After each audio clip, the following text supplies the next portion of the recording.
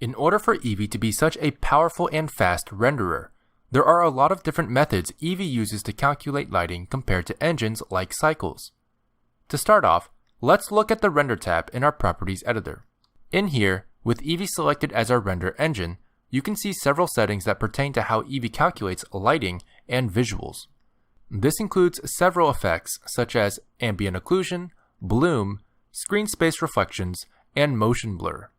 In this video, we'll learn how to view each one of these effects and how to adjust their settings. To enable any of these, simply click the checkbox on the left. You can also expand each category by clicking the arrow on the left. However, you may notice that checking these makes no visible difference in the viewport. This is because we are in solid view. In order to view in real time the differences each of these settings might make, simply change your viewport mode to rendered view. You can do that by clicking the rightmost sphere in the top right hand corner of the viewport or pressing the Z key and using the pie menu there. Once in rendered mode, you can test each of these settings to see how they might affect your render. Enabling ambient occlusion will be most apparent at the corners or crevices of your scene. To show this better, let's go ahead and add a mesh plane object and scale it up to act as our floor. This is a real-life effect that can help make geometric detail really pop and often helps renders feel more 3D. Let's take a look at the ambient occlusion settings. Distance affects how far the ambient occlusion shadow extends from the corners. Factor affects the darkness of the shadow, and you can actually manually set it past the maximum of 1.0. For the rest of these ambient occlusion settings, feel free to hover over them for more information and experiment to get what you like. Bloom is basically another word for glow, but you'll notice when we enable it, it doesn't really change much in the viewport. That's because nothing in our scene is bright enough yet to trigger the bloom effect. But it's a very pretty effect, so let's see if we can get it to show up. Let's select our cube and go to the Material tab, indicated by the red material sphere icon at the bottom of our Properties editor. Here under Surface, we can see that we have the principled BSDF selected by default. This is great, but we want to make it bright. Well, luckily if we scroll down here, there is an emission value. This is a color that we can set. Let's drag the value slider all the way up so that it's the brightest white it can be. Now, this isn't bad, but it's not obvious enough for testing purposes. We can confirm that the bloom is working, however, if we go into our Render Settings tab again and check on and off the bloom checkbox. Yes, the cube is glowing slightly. But how do we make it really glow? Like, a lot. To make the emission even brighter, I'm going to use an emission shader. To do this, let's go into our cube's Materials tab in the Properties editor. We can then switch out our principled BSDF surface shader node for an emission node from the drop-down menu. Now we have a strength value we can increase to our heart's desire. I'm going to set the brightness of our emission to 10. Now that's a lot of bloom. Let's play around with our settings now. Feel free to adjust the threshold slider to determine how bright an object needs to be to start glowing. For example, our emission shader is at a strength of 10, and setting the threshold to 10 in the bloom settings actually stops the glow of the cube perfectly. You can also change the color of the glow, the radius of the glow, and the intensity of the glow. Setting a non-zero clamp value will also set the maximum intensity the glow can be in your scene. The knee value simply makes it so that those objects that are bordering the threshold of the bloom are given some slight leeway to fade the bloom so that the cutoff threshold doesn't look too visually jarring. Next is depth of field. This isn't actually a lighting effect, but I want to go over it anyway. This simulates a real-life camera effect that depends on the focus of the camera. This is when only certain parts of the image are clear, while the rest is blurry based on distance from the focal point. Before we test this out, I'm going to add a few monkeys at various distances throughout our scene so the effect is a bit more obvious. However, unlike the other two settings before it, this does not have a checkbox. This is because the depth of field setting is enabled for each camera object individually, while this setting is simply a way to set max blur size for the effect. To turn on the depth of field effect, we have to select our active camera. Then go to the green camera icon tab in the Properties editor and check Depth of Field from there. However, we still don't see any huge blurriness or depth of field effects. That's because we still have to set the focal length for the camera itself. Let's simply left-click drag the focus distance down to around 1. But still nothing? That's because the depth of field effect is only visible through the eyes of the active camera. So let's simply click this camera icon to change our view. Hotkey users can press 0 on the number pad instead. There we go. As you can see, everything in the image is blurry due to them being far away from the focus point. If we drag our focus distance back up slowly by holding Shift while sliding the slider, we can see the focus point moving through the scene, as certain objects get clearer and blurrier. But where is this focus point in 3D space? Well, we can actually scroll down here and go to Viewport Display, then check Limits. If we go back into our perspective view and drag the focus distance again, you can see that we can very easily adjust the distance how we need to. One more setting that affects depth of field greatly is the f-stop value. The lower this number, the blurrier the image can potentially be. To get a very shallow depth of field, where only a small portion of your frame is clear, you want a smaller f-stop. For a deep depth of field, where many things are clear, you'll want a larger f-stop. Also, going back to our Render Settings tab, we can adjust the depth of field max size value to clamp the blur amount for render efficiency. But default values typically work fine. The subsurface scattering setting affects how subsurface scattering is calculated. With a similar samples option to the global samples, these settings overall increase or decrease the quality of the subsurface scattering calculations.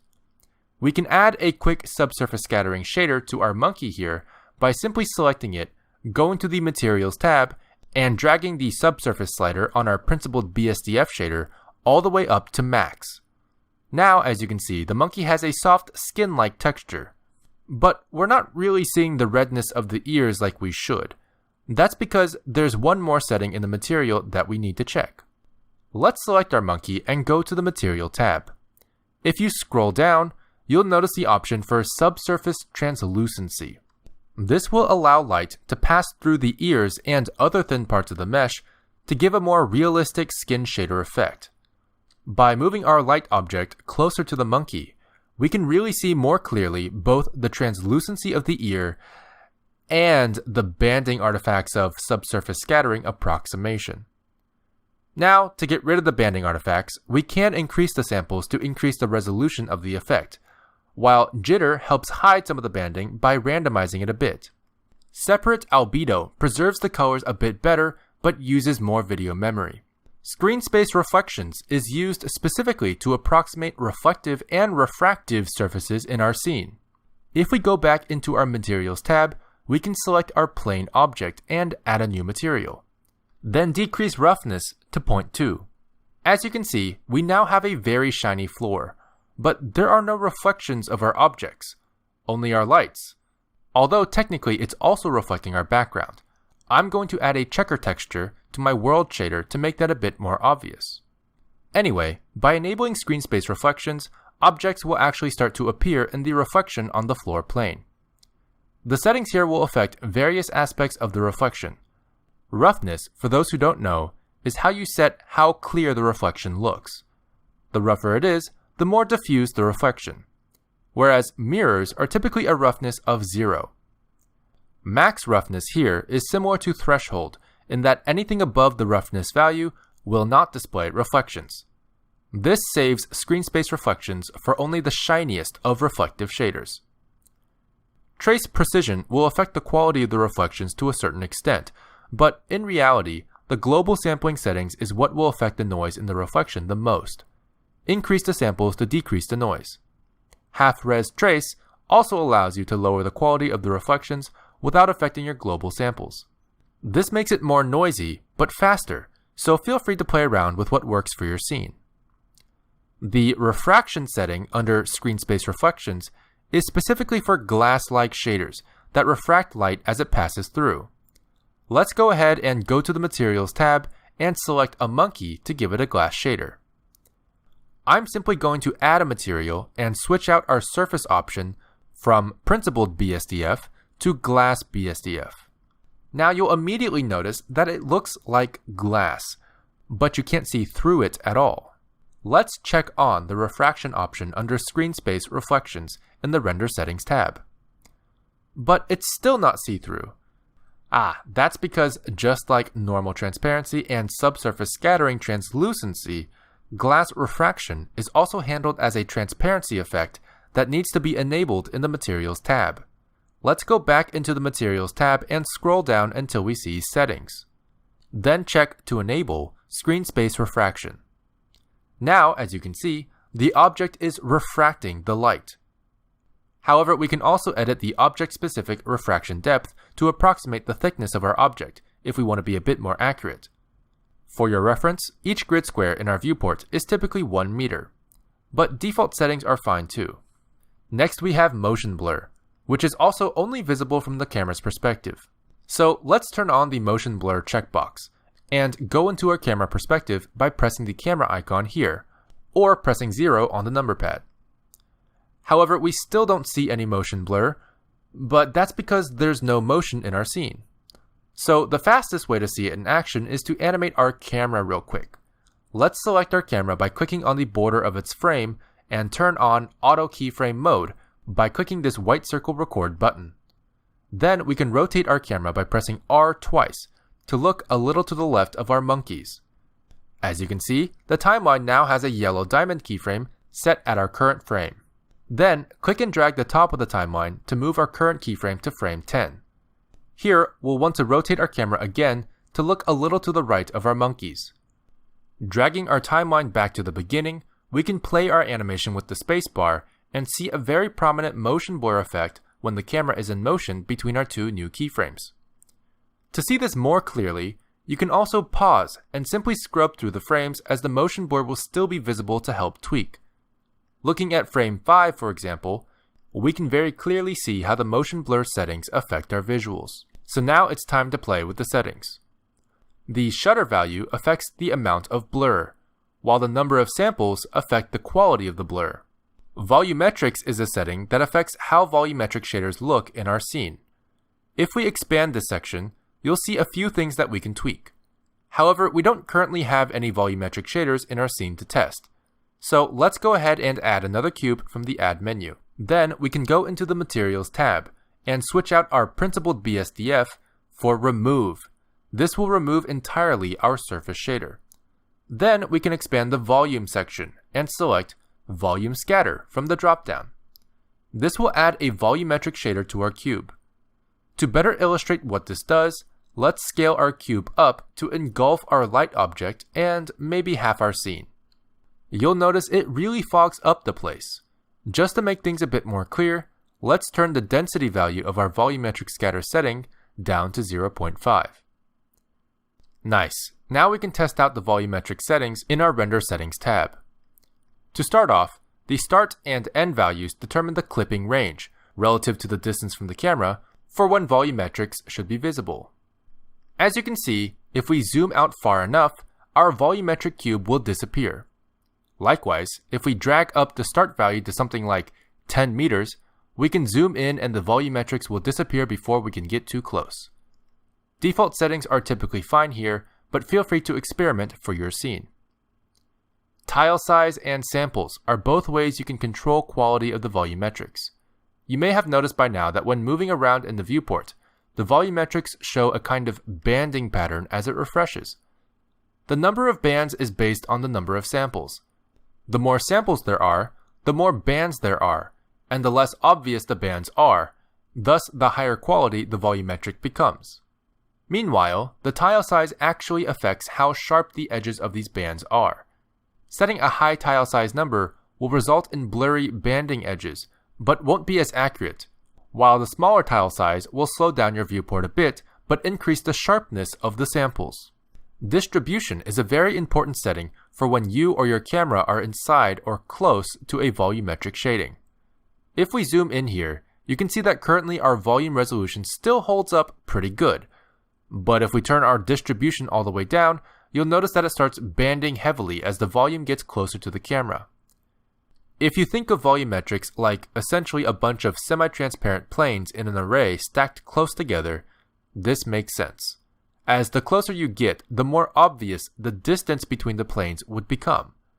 However, with distribution, the space between the planes gets smaller as the camera gets closer to the volume, thus hiding the gaps between the planes and giving a higher quality volumetric look from all distances.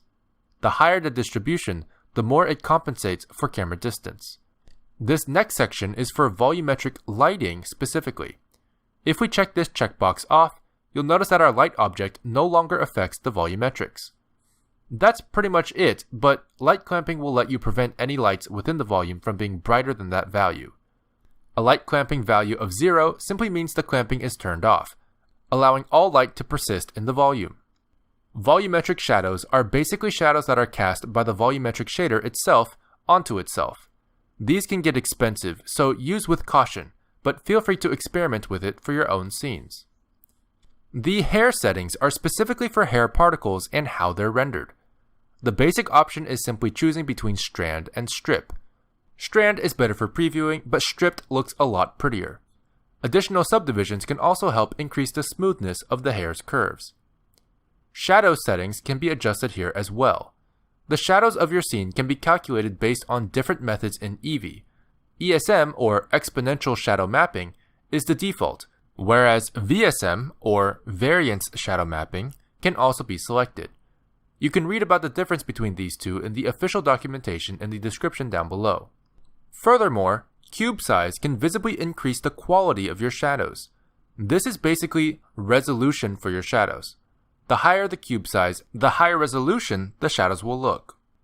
Cascade size increases or decreases the detail of shadows specifically from sunlight. High bit depth can help increase quality as well, by reducing some artifacts that might persist at lower bit depths. Soft shadows randomizes the shadow maps to soften the edges of your shadows. And light threshold is an interesting setting, as it allows you to change the threshold at which shadows are calculated. Typically, a shadow is simply an area with little to no light. However, you can increase the threshold to define what little to no light really means. For example, if I increase this to 1, then any area with less light than the threshold will also be displayed as a shadow. Indirect lighting is a group of settings that refer specifically to the objects known as light probes. You may have seen these in the Add menu, but not understood what they do. In the Add menu, we can see there are currently 3 kinds of light probes: reflection cube map, reflection plane, and irradiance volume. Light probes are objects used to pre-calculate certain lighting effects, such as bounce lighting, reflections, and refraction. This is a technically more accurate way to calculate real-time reflections in Eevee compared to screen space reflections, with some limitations. Let me show you what I mean. Let's subdivide this cube and give it a roughness of 0 in the Materials tab.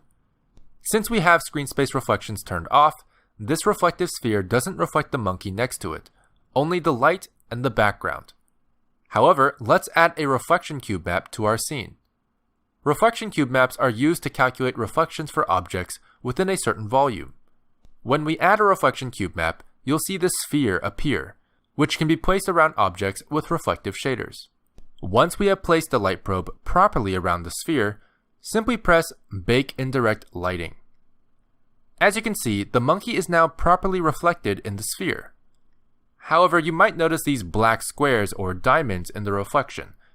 That's because of the clipping settings of our cube map. Simply go into the light probe data tab in the Properties editor, marked by this diagonal volume icon, and go to Viewport Display.